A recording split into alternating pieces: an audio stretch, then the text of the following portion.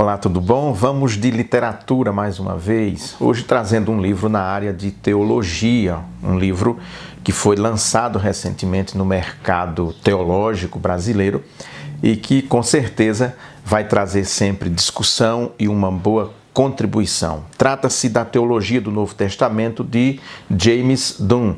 Mas eu vou falar sobre o livro daqui a 10 segundos depois da nossa vinheta de abertura. Enquanto isso, se você não é inscrito no meu canal, por favor, se inscreva, ative o sininho para você sempre receber conteúdo novo e ser avisado, claro. Dê uma like, dê um joinha, um ok, isso é muito bom. Compartilhe, comente também, porque é fundamental para o crescimento do nosso canal, que traz sempre bons conteúdos. Já já eu volto.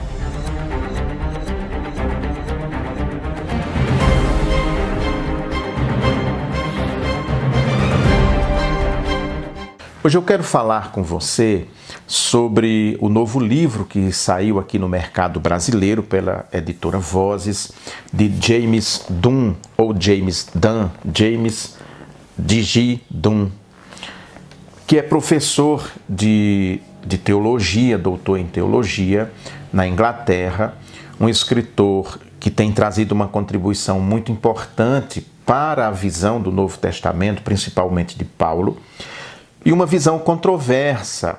Quem conhece trabalhos anteriores dele sabe disso, que o pensamento dele provocou um abalo, digamos assim, naquilo que se entendia sobre Paulo desde Lutero. Ele faz uma revisão da teologia de Lutero, da maneira como Lutero enxergava Paulo, e é um dos que lança o que nós conhecemos como novo pensamento sobre Paulo, né? O Nova Perspectiva sobre Paulo, NPP, e que revolucionou o âmbito da teologia bíblica, da exegese, gerando muita controvérsia. Mesmo os adeptos da teologia, da Nova Perspectiva sobre Paulo, a impressão que nós temos é que não se entendem muito bem. Eu citaria aqui 3 nomes relevantes: James Dunn, Ed Paris Sanders e N.T. Wright. Eles discordam entre si, né, da sua teologia. Mas, enfim, nós vamos falar sobre esse livro, muito breve, Teologia do Novo Testamento, uma introdução. Realmente é um livro que, como Teologia do Novo Testamento, deixa a desejar, por isso que o autor colocou uma introdução. É um livro de 220 páginas, nós esperávamos um calhamaço de 800 páginas, 1.200 páginas, pelo potencial que tem o seu autor, mas até ele justifica porque esse livro é só uma introdução tão minúsculo realmente, né? Lembrando que ele então tem outras obras que tratam do Novo Testamento, e é nessas obras então que ele se aprofunda. Nesse livro, por exemplo, ele não se aprofunda sobre Paulo, porque ele já faz isso neste aqui, Teologia do Apóstolo Paulo, aqui no Brasil pela editora Paulus, ou o clássico dele, A Nova Perspectiva sobre Paulo. Esse sim, pela Paulus e Academia Cristã, um calhamaço de 751 páginas. Esse sim é um livro assim, bem denso, que a gente se anima. Ele não trata também nesse livro aqui sobre... Então ele não trata da teologia de Paulo nesse livro, en passant. Não trata também nesse livro da diversidade e da unidade que existe no Novo Testamento. O simples fato de termos 4 evangelhos já nos mostra uma diversidade de pensamento, de visão sobre Jesus. Ele não trata disso. E ele justifica porque ele não trata desse assunto, porque ele já faz isso em Unidade e Diversidade no Novo Testamento, que eu tenho uma apresentação breve desse livro. Você pode olhar aqui na descrição desse vídeo, logo aqui abaixo, que tem o link. Então, se você quiser ver desse aqui, Unidade e Diversidade no Novo Testamento, um estudo das características dos primórdios do cristianismo, você vai ter aqui também outro calhamaço esse com 690 páginas, também um livro denso. Sobre os evangelhos, então, ele fala mais especificamente nesse aqui, Jesus, Paulo e os evangelhos. De novo, Paulo, porque ele trabalha essa questão de Paulo aqui pela editora Vozes. Então, na verdade, para você conhecer a teologia do Novo Testamento de James Dunn, você precisa vir para esses livros aqui. Precisaria também de conhecer outros livros dele, Jesus Recordado, que nós não temos ainda disponível no mercado de língua portuguesa, só língua inglesa e o espanhol mais próximo da gente, mas mesmo em espanhol você não encontra aqui no Brasil. Você vai encontrar em livrarias em Portugal e Espanha. Então agora, por causa dessa desvalorização da nossa moeda, do real, o euro foi lá para cima, então o livro chega caríssimo aqui no Brasil. E tem também Começando em Jerusalém, que é uma história do começo do cristianismo, em 2 volumes também, um calhamaço, cada volume é um calhamaço. Ele então escreveu Teologia do Novo Testamento. Eu entendi muito mais esse livro aqui como uma introdução a tudo isso que ele já escreveu e a esses 2 que eu falei, Começando em Jerusalém, em tradução livre, né? E Jesus Recordado, também em tradução livre. Esses livros estão ainda em inglês e espanhol. E neles, então, ele mergulha muito mais no universo do cristianismo e do próprio Novo Testamento. Então, esse aqui é uma introdução à sua teologia do Novo Testamento. É muito mais nessa linha. É importante que você tenha e leia esse livro. É importante, nós que trabalhamos com teologia, é fundamental que tenhamos uma boa e vasta cultura teológica. Nós não podemos ou não devemos ficar somente nos autores com os quais nós concordamos 100%, né? No meu caso, que sou de linha reformada, só os autores de linha reformada. Não. James Dunn, N.T. Wright, Ed Paris Sanders, todos esses trazem também uma contribuição muito grande para a nossa cultura teológica. Enriquece o nosso pensamento, enriquece a nossa própria maneira de ler os autores, digamos assim, do nosso cânon, porque esses aqui são deuterocanônicos, né, para um teólogo reformado, não é uma referência de primeira, mas é fundamental que você tenha uma boa cultura teológica, como fundamental você ter uma cultura ampla, mesmo de literatura não cristã, de literatura de ficção, enfim, tudo isso ajuda muito na sua leitura, na sua visão, na maneira como você se relaciona com a própria escritura, com a palavra de Deus, como estudioso, né? Aqui eu não me refiro tanto à ação pastoral, mas de estudioso, de alguém que estuda, que pensa, reflete na palavra de Deus. O livro, então, tem 6 capítulos, então, muito curto. O que é teologia do Novo Testamento? Ele primeiro explica amplamente o que ele entende por teologia do Novo Testamento. Ele já começa dizendo que essa teologia do Novo Testamento, na verdade, ela já começa a ser feita lá nas cartas, nos livros do Novo Testamento, mesmo nos evangelhos já aparece, porque cada evangelho tem uma visão, embora os 4 estão convergindo para Jesus Cristo, mas cada um já tem uma visão, tem uma forma, né, de ver Jesus, de apresentar Jesus aos seus leitores imediatos. Então, ele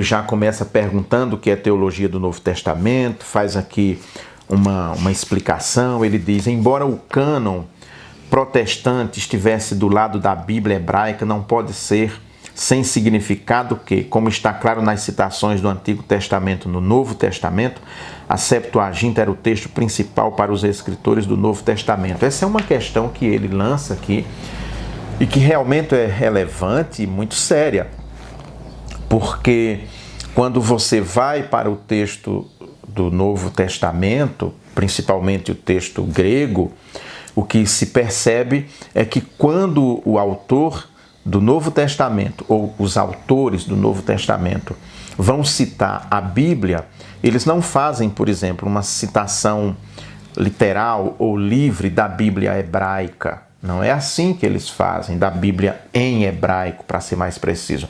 Eles vão usar a Septuaginta, a Bíblia já traduzida para o grego, a Bíblia já conhecida, já clássica, que era usado já no mundo judaico da dispersão e que os cristãos vão se apropriar desse texto. Então eles vão usar a Bíblia, a Septuaginta.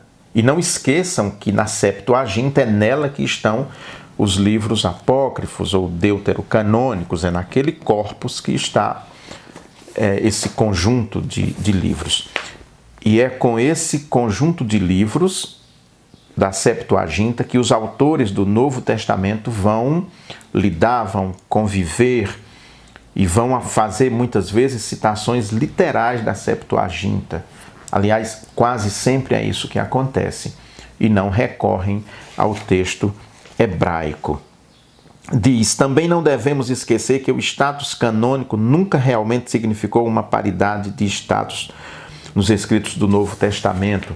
Ou seja, quando o Novo Testamento estava sendo escrito, ainda não se falava de cânon do Novo Testamento. Isso vai ser definido lá para o século III, século IV, é que define realmente os 27 livros que nós temos hoje nessa ordem. Mesmo assim, você vai encontrar algumas experiências cristãs que não trazem os livros nessa ordem, seguem outra ordem, um pouco diferente da nossa. Mas ele discute então a questão do cânon, ele discute a importância de se pensar essa questão, fala muito brevemente, trabalhando os evangelhos sinóticos, sobre a questão da fonte que é tão discutida, né, que seria uma fonte que nós não temos acesso, que Lucas e Mateus, em tese, tiveram acesso a uma fonte comum, que é chamada fonte Q, porque a palavra fonte em alemão começa com a letra Q. Então, ele primeiro faz essa explicação, o que é teologia do Novo Testamento, e discute uma questão também importante, teologia ou teologias. É possível dizer que existe uma teologia do Novo Testamento ou teologias do Novo Testamento? Ele explica então por que lança essa questão e, claro, ele responde e você vai encontrar a resposta aqui no livro. Ele discute também outro fator relevante que nós devemos sempre levar em conta. Teologia ou teologização, né? Houve uma preocupação em fazer teologia ou em teologizar. Esse é o primeiro capítulo. Depois, então, os fatores determinantes que ele vai estudar. Os fatores determinantes, tem uma breve introdução, teologia do Novo Testamento e o Antigo Testamento, como é que se dá essa relação, o Antigo Testamento como autoridade divina, ou seja, os autores do Novo Testamento, eles tomam o Antigo Testamento já como autoridade divina, inspirada, contínua. A revelação de Jesus Cristo, o impacto da Sexta-feira Santa e da Páscoa, que impacto teve na vida dos apóstolos, na vida dos escritores do Novo Testamento, do que nós entendemos como Novo Testamento, o impacto da morte e ressurreição de Jesus Cristo. Mas ele trata também aqui, ele diz assim, certamente está claro nos relatos do Evangelho que a vinda do Espírito sobre Jesus foi o que deu à sua missão o ponto de partida. Nós vemos isso nas cenas dos batismos, né? Assim como do batismo, né? Na verdade, eu citei dos batismos nos relatos que nós temos, mas na cena do batismo. Como foi o fato de que Jesus realizou seus exorcismos pelo poder do Espírito, que demonstrou que o reino de Deus veio sobre eles. O impacto de Pentecostes, ele também trabalha sempre um texto muito objetivo, muito claro e que é importante para que a gente compreenda. Ele fala que os autores do Novo Testamento pensavam como pensavam seus contemporâneos do período do Segundo Templo, que tinha 4 pilares fundamentais. Deus como um, os autores do Antigo Testamento continuam pensando dessa maneira.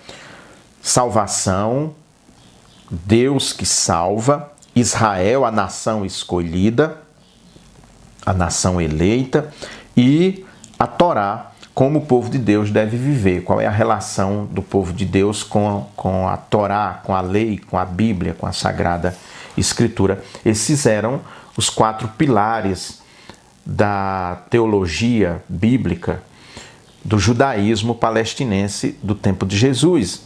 E assim pensavam também os seus discípulos. Depois, no 3º capítulo, a teologia de Deus, ele vai tratar dessa questão de Deus profundamente, Deus como Criador e Juiz, Deus como um só, o Shema, o Deus de Israel, Deus como transcendente e imanente, ou seja, Deus ao mesmo tempo que está distante e que eu não me aproximo, ele também é imanente, ele também está presente, esteve presente em nosso meio literalmente na pessoa de seu Filho Jesus Cristo e continua presente pelo Espírito Santo. Então Deus é transcendente e imanente, ele trabalha essa terminologia, que é uma terminologia grega. Intermediários angélicos, a sabedoria ou a palavra de Deus, a teologia da salvação, soteriologia. A salvação tem sido estabelecida há muito tempo como a palavra resumida para se referir ao alcance da dependência humana de Deus. O termo salvação resume a ajuda necessária, o resgate esperado e assim, no final, a condição e a situação de quem sobreviveu a todos esses perigos e chegou a um estado além de tais perigos ameaçadores, o estado de ter sido salvo. E aqui ele diz: os dados da teologia da salvação de Israel podem ser resumidos em 5 tópicos. Deus como Salvador, ele sempre traz essa visão do judaísmo palestinense do Segundo Templo, porque ele lembra o seguinte: todas as personagens do Novo Testamento viveram dentro desse contexto histórico. Então eu preciso entender esse contexto histórico para compreender melhor o pensamento dessas pessoas que escreveram, que experimentaram e que viveram com o próprio Jesus Cristo. Deus como Salvador, a iniciativa de Deus, ou seja, Deus é quem tem a iniciativa de nos salvar, né? Aqui uma teologia monergística, né? A fidelidade de Deus, Deus é fiel, ele se mantém fiel à promessa que ele fez a Abraão, ele mantém-se fiel a essa promessa. Os meios de expiação, esperança para a era vindoura.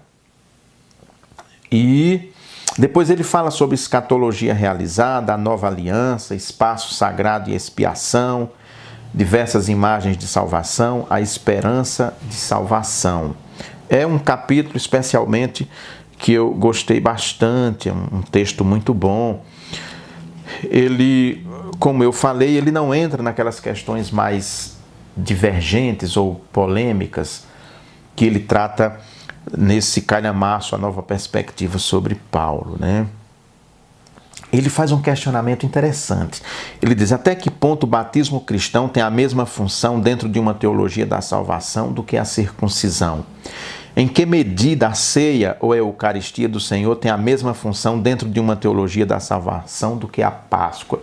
Ele explica, evidentemente, você vai precisar ler o livro para saber o que ele diz a respeito. Mas nós temos mais aqui. A Igreja de Deus, o 5º capítulo, ele trata então da Igreja.